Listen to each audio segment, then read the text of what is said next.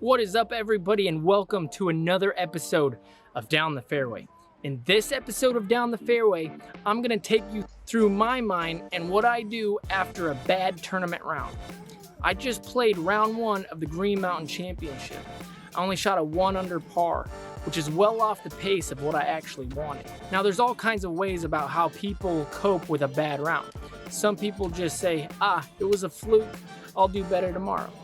Some people go have a drink with a buddy, maybe a soda pop or a beer or something like that, just to kind of forget. And those all can work in certain circumstances. But for me personally, I'm going to take you through my mind of what's going on.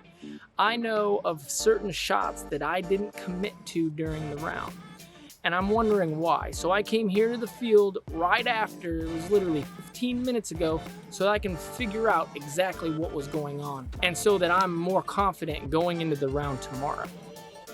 So when I look back at my round, I definitely noticed that I didn't commit a lot on my Anheuser sidearms, and my straight backhand shots kind of struggled. So with me knowing those things, I'm gonna come here and I'm gonna work on exactly those things.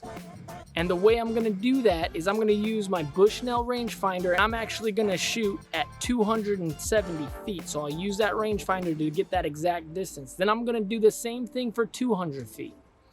And after I do that, then I'm gonna practice those Anheuser sidearms and those flex shots so that I can make sure that I get those dialed in for tomorrow. Now, the one thing you want to make sure and do is don't overwork yourself. As soon as you have a breakthrough, quit and move on to the next thing so that you don't overdo it. I've seen a lot of people just go to the field and then grind it out for hours and hours after a tournament, and then they're just gassed for the next round. So I'm going to be as efficient as possible during this sequence of practice. That way, I'm not gassed for the next round.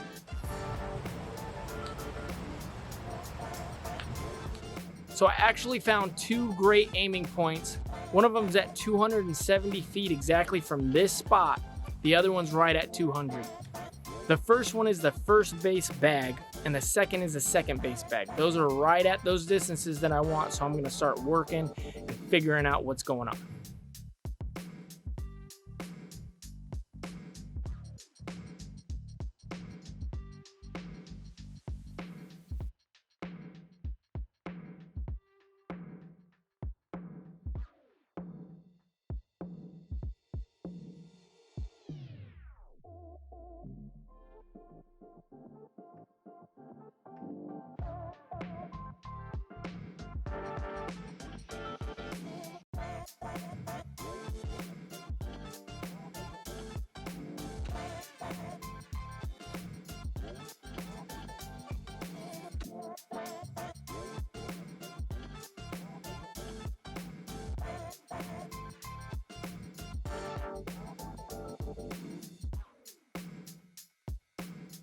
Okay, I've actually figured out a couple problems.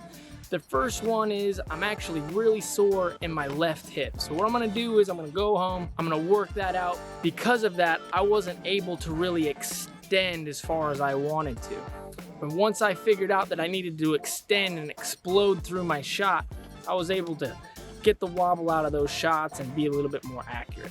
Now, I noticed with my straight backhand shots, it kind of went into the same problem. My back leg and that hip were kind of sore, so pushing off and exploding through my shot was really the issue. So I'm glad that I've narrowed it down to one thing. It's as easy as me stretching a little bit better, maybe being a little bit more hydrated going into tomorrow's round, and I can now let go of that bad round and know that tomorrow, at very least, I'm going to be more confident. Now remember, this episode of Down the Fairway is all about how I'm feeling after my round. So it's super important for you to catalog that for yourself in order for this to work. And this is strictly based on playing after your round, how you feel, what you felt you did wrong, finding those problems, getting to the field, knocking them out in a short amount of time so that you're not tired for the next day. I hope you liked this episode of Down the Fairway. Remember to like and subscribe, leave a comment in the section below, and as always, I'll see you down the fairway.